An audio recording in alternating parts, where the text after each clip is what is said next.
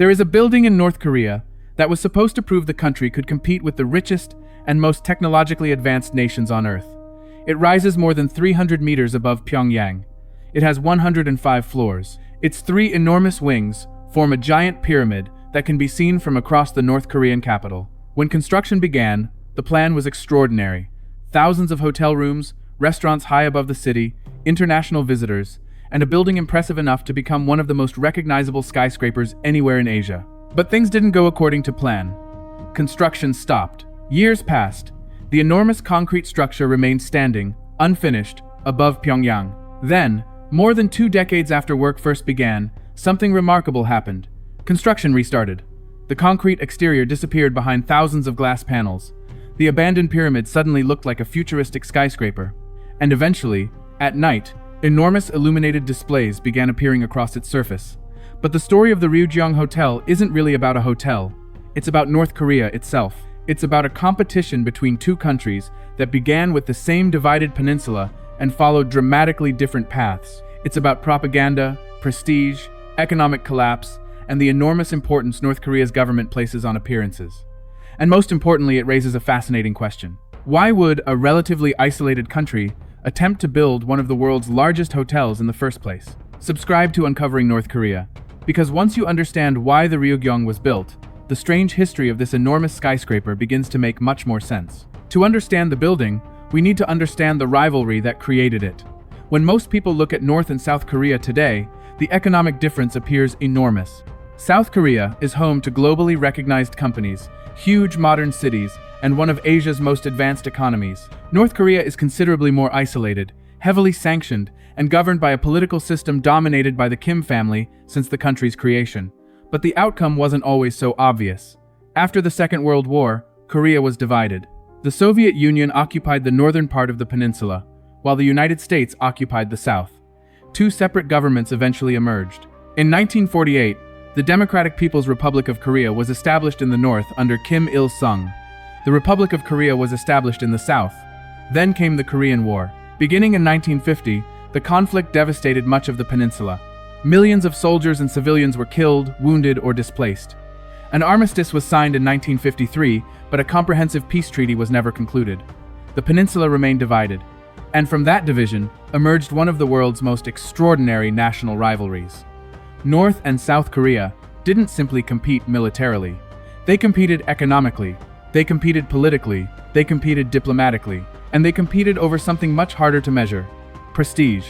Each government wanted to demonstrate that its political system represented the legitimate and successful future of Korea. That meant factories mattered, infrastructure mattered, sport mattered, international recognition mattered, and architecture mattered. For years after the Korean War, North Korea benefited from significant industrial development and support from communist allies. South Korea, meanwhile, was still relatively poor. But during the following decades, the balance began changing. South Korea industrialized at extraordinary speed, factories expanded, exports increased, cities grew. Companies that would eventually become international giants began transforming the country's economy. By the 1980s, South Korea was becoming increasingly difficult for North Korea to ignore. And then Seoul secured something that would place it directly in front of a global audience: the 1988 Summer Olympics. For South Korea, hosting the Olympics was about far more than sport. The Games offered the country an opportunity to demonstrate its transformation to millions of people around the world. Television cameras would show Seoul, foreign athletes would arrive, international journalists would report from the country. South Korea could present itself as modern, ambitious, and increasingly prosperous. For North Korea, this created a serious problem of prestige. Pyongyang had spent decades presenting its own system as superior. Now its rival was preparing to host one of the largest international events on Earth. North Korea needed its own demonstration of international importance.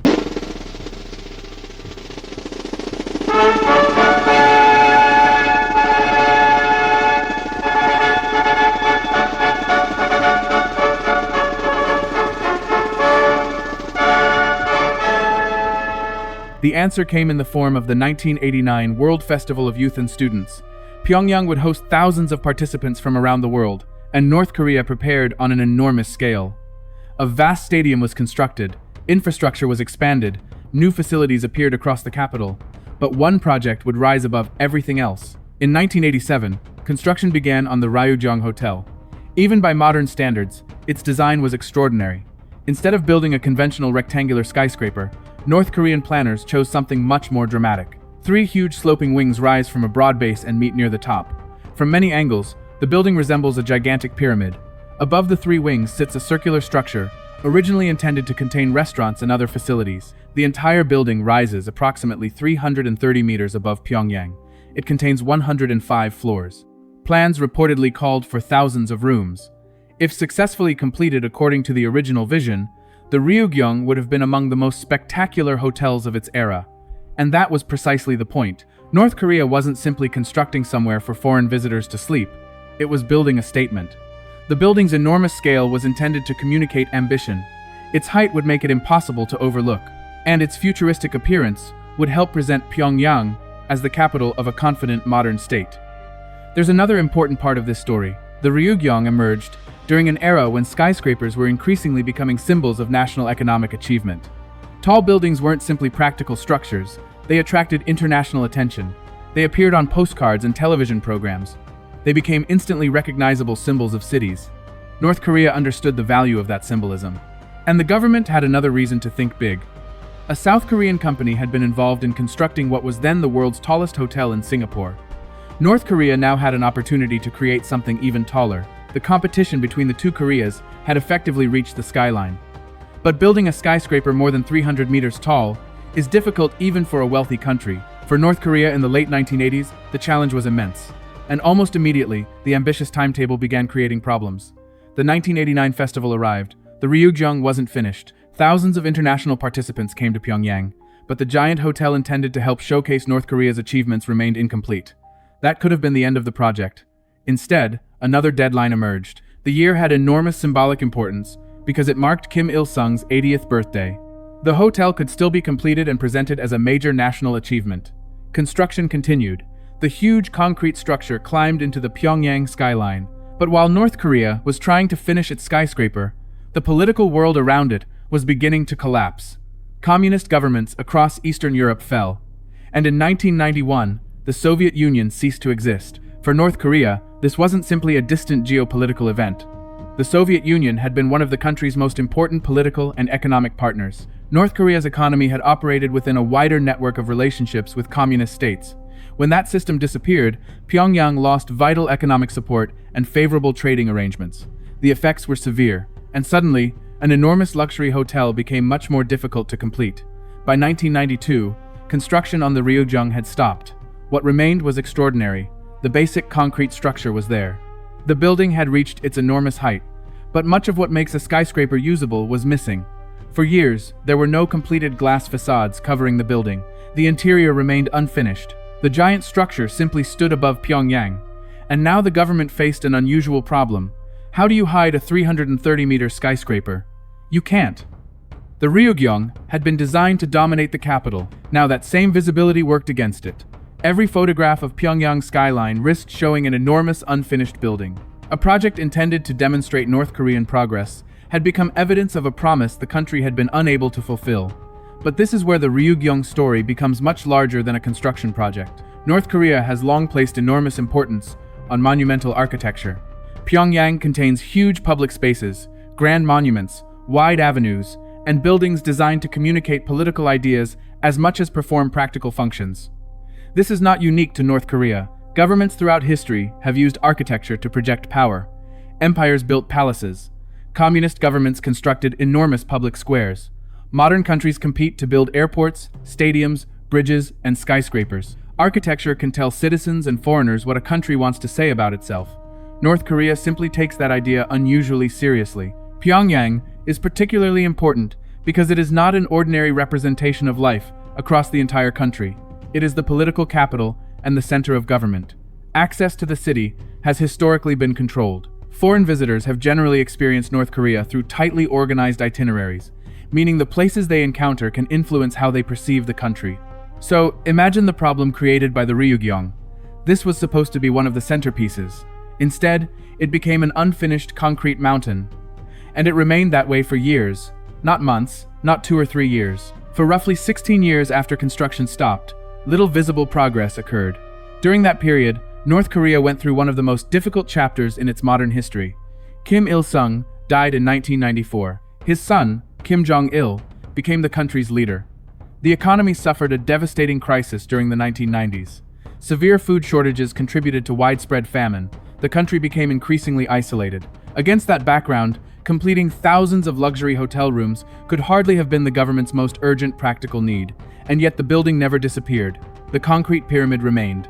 Then, in 2008, something unexpected happened. Construction activity returned. An Egyptian company became involved in work connected with the building, and the exterior began changing dramatically. Glass panels were installed across the enormous concrete structure. Slowly, the Ryugyong began looking less like an abandoned construction site and more like the futuristic skyscraper originally imagined. For Pyongyang's skyline, the transformation was remarkable. The gray concrete disappeared. In its place was a reflective blue facade. From a distance, the building suddenly appeared finished. And once again, expectations grew that the Ryugyong might finally open. There was another perfect symbolic deadline approaching. That year marked 100 years since the birth of Kim Il-sung. North Korea prepared major celebrations. Completing the country's most famous unfinished building would have carried enormous symbolic value. But once again, the anticipated opening didn't happen. By then, North Korea had also entered another political era. Kim Jong-il died in 2011. His son, Kim Jong-un, succeeded him. 3 generations of the Kim family had now governed North Korea since its establishment. The Ryugyong had survived all of them. But although its exterior looked dramatically better, questions remained about the interior, and whether the building could actually function as originally intended. Over the years, there have been various reports, plans, and suggestions concerning possible hotel operations. But the vast skyscraper has never fulfilled the original vision of becoming the enormous international hotel imagined when construction began. And then the building acquired an entirely different function. At night, the Ryugyong can become one of the largest illuminated displays imaginable. Thousands of lights across its exterior create huge animations visible across Pyongyang. National symbols can appear. Words and images can move across the building. The giant pyramid effectively becomes a screen towering above the capital. It's an extraordinary sight. And in some ways, this second life may reveal more about the Ryugyong than an ordinary hotel ever could. Because the building's original purpose was always partly visual. It was supposed to impress people. It was supposed to demonstrate ambition. It was supposed to dominate the skyline. Today, it still does all three, just not in the way originally planned. And this leads to a deeper question. Why continue drawing attention to a building with such a troubled history? One possible answer lies in the difference between function and symbolism. A hotel needs guests. It needs rooms. It needs staff. It needs restaurants, elevators, plumbing, electricity, fire protection, and countless other systems operating reliably. A monument needs something different. It needs to be seen. Viewed in that way, the Ryugyong still performs a powerful role within Pyongyang. It remains one of the city's most recognizable structures. Its height is undeniable. Its appearance is dramatic. At night, its illuminated exterior can turn it into something resembling a giant digital monument. But none of this erases the extraordinary history behind it. Think about how much the world has changed since construction began in 1987. The Soviet Union existed when the foundations were laid. Germany was divided. The Cold War was still underway. South Korea had not yet hosted its first Olympic Games. Kim Il-sung was still ruling North Korea. There was no modern internet. Smartphones were decades away. And yet the Ryugyong project had already begun. Since then, South Korea's economy has grown into one of the world's largest. Its technology companies became global brands. Korean films, television programs, and music became international cultural exports. Seoul developed into a major global city. North Korea followed a dramatically different path. Its government continued prioritizing military development and regime survival while facing repeated international sanctions and long periods of economic difficulty. The country remained one of the world's most politically isolated states. That makes the Ryugyong almost like a time capsule. It belongs to a period when North Korea still believed monumental construction could help demonstrate that it was keeping pace with or even surpassing the South. The building reached the height its planners wanted, but the wider competition moved somewhere else. Today, countries demonstrate economic power through semiconductor factories, artificial intelligence, global companies, advanced transport networks, and technological innovation. A gigantic concrete skyscraper no longer carries quite the same message it did in the 1980s. Yet, the Ryugyong remains. And perhaps that's why it continues to fascinate people. It would be easy to dismiss it simply as a failed hotel. But that misses the larger story. The Ryugyong represents ambition. It represents political competition. It represents the vulnerability of huge prestige projects to economic reality. And it demonstrates how architecture can change meaning over time. In 1987, it represented the future. During the 1990s, it represented an unfinished promise. After its exterior renovation, it became a mysterious glass skyscraper whose appearance suggested completion, even though its original purpose remained unrealized. And today, illuminated against the Pyongyang night, it has become something else again, a giant screen, a landmark, and perhaps one of the strangest monuments left behind by the final years of the Cold War. There is also an important lesson here about North Korea itself. When we examine the country from outside, it is tempting to focus only on the unusual. But behind every giant monument and political spectacle are practical questions. Where did the money come from? Why was this particular project considered important? What message was the government trying to communicate? And what happened when economic reality collided with political ambition? The Ryugyong Hotel gives us an unusually visible answer. The North Korean government wanted a building capable of competing with anything its rivals could produce. So, it built upward, higher and higher, until a 105-story pyramid dominated Pyongyang, but constructing the shell was only part of the challenge. Completing it, operating it, and filling it with international visitors was something entirely different. That difference between appearance and function may be the most revealing part of the entire story. The Ryugyong doesn't need to disappear for its history to be rewritten. Its exterior has already transformed. Its concrete shell became a glass landmark. Its blank facade became an illuminated display. And a building once internationally known primarily for being unfinished can now provide some of the most spectacular nighttime images of Pyongyang. But beneath the glass, the history remains. A history beginning with two Korean states competing for international prestige. A history shaped by the 1988 Seoul Olympics. A history connected to the final years of the Soviet Union. A history interrupted by economic collapse. And a history that stretches across 3 generations of North Korean leadership. More than anything, the Ryugyong demonstrates something that applies far beyond North Korea. Governments can build monuments to the future, but they cannot guarantee that the future will cooperate. When construction began, North Korea expected this skyscraper to demonstrate where the country was going. Instead, history changed direction around it. The Soviet Union vanished. North Korea's economy entered crisis. South Korea surged ahead. Leadership passed from Kim Il-sung to Kim Jong-il, and eventually to Kim Jong-un. And still, above Pyongyang, the enormous pyramid remained. Perhaps that is the real reason the Ryugyong Hotel continues to attract so much attention. It isn't simply because it's tall. It isn't simply because it looks unusual. And it isn't simply because its construction took such an extraordinary path. It's because few buildings anywhere in the world capture so much political history in a single structure. Look at it from a distance, and you see a futuristic glass skyscraper. Look at its history, and you see the Cold War. You see the rivalry between North and South Korea. You see the collapse of North Korea's old economic relationships. You see the importance the government places on symbolism. And you see what can happen when a building designed as proof of national success survives long enough to witness a very different reality. The Ryugyong Hotel was supposed to show the world North Korea's future. Instead, it became one of the clearest monuments to its past. And almost 4 decades after construction began, the giant pyramid still watches over Pyongyang, illuminated, unmistakable, and carrying a history far larger than the hotel it was originally meant to become. If you want to uncover more of the extraordinary stories hidden behind one of the world's most secretive countries, subscribe to Uncovering North Korea.